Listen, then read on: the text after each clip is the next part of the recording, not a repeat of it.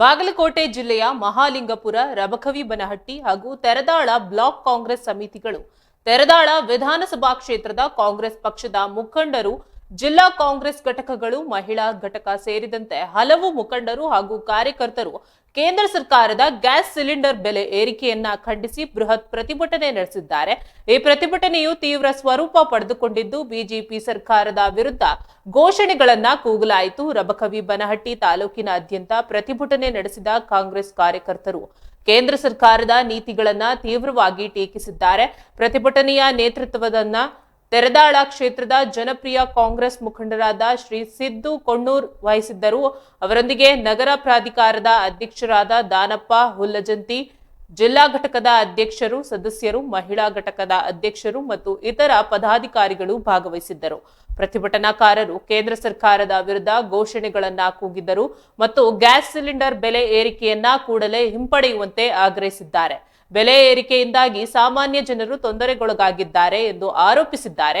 ಈ ವೇಳೆ ಮಾತನಾಡಿದ ಮುಖಂಡರು, ಬಿಜೆಪಿ ಸರ್ಕಾರವು ಜನಸಾಮಾನ್ಯರ ಹಿತಾಸಕ್ತಿಗಳನ್ನ ಕಡೆಗಣಿಸುತ್ತಿದೆ ಎಂದು ದೂರಿದ್ದಾರೆ.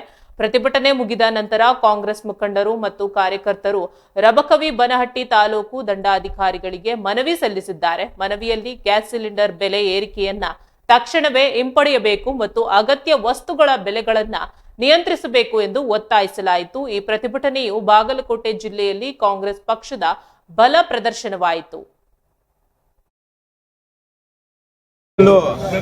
ನಮ್ಮ ತೆರದಾಳ ಮತಕ್ಷೇತ್ರದಿಂದ ಎಲ್ಲ ನನ್ನ ಅಕ್ಕ ತಂಗಿಯರು ಈ ಗ್ಯಾಸ್ ಏರಿಸಿದಕ್ಕೆ, ಸಿಲಿಂಡರ್ ಹೆಚ್ಚಳ ಮಾಡಿದಕ್ಕೆ ಎಲ್ಲರೂ ಇವತ್ತು ಸ್ಟ್ರೈಕ್ ಮಾಡ್ತಾ ಇದ್ದಾರೆ.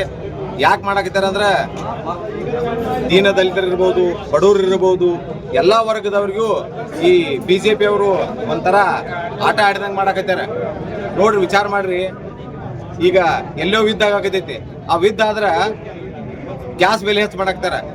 ಈ ಸರ್ಕಾರ ಐತಿ, ನಮ್ಮ ಕೇಂದ್ರ ಸರ್ಕಾರದಿಂದ ಅದಕ್ಕೆ ಬೇಕಾದ್ರೆ ಅವರು ಅನುದಾನವನ್ನು ಕೊಡಬಹುದು. ಯಾಕಂದ್ರೆ ಮೊನ್ನೆ ನೋಡಿದ್ರಿ ನೀವು, ನಮ್ಮಲ್ಲಿ ರೈತ ಸಂಘ ಸ್ಟ್ರೈಕ್ ಇದ್ದಾಗ ಏನಾತ ಅನ್ನೋದು, ಸ್ಟ್ರೈಕ್ ಮಾಡಿದಾಗ ನಮ್ಮ ಬೆಲೆ ಏರ್ಸತ್ತೇಳಿ ರೈತರು ಸ್ಟ್ರೈಕ್ ಮಾಡಿದಾಗ 50 ರೂಪಾಯಿ ಸಿದ್ದರಾಮಯ್ಯ ಸಾಹೇಬ್ರು ಕೊಟ್ರು. ಯಾಕೆ ಕೊಟ್ರು? ಫ್ಯಾಕ್ಟ್ರಿ ಅವ್ರಿಗೂ ಅನುಕೂಲ ಆಗಲಿ, ರೈತರಿಗೂ ಅನುಕೂಲ ಆಗಲಿ ಅನ್ನೋ ಉದ್ದೇಶದಿಂದ ಕೊಟ್ರು.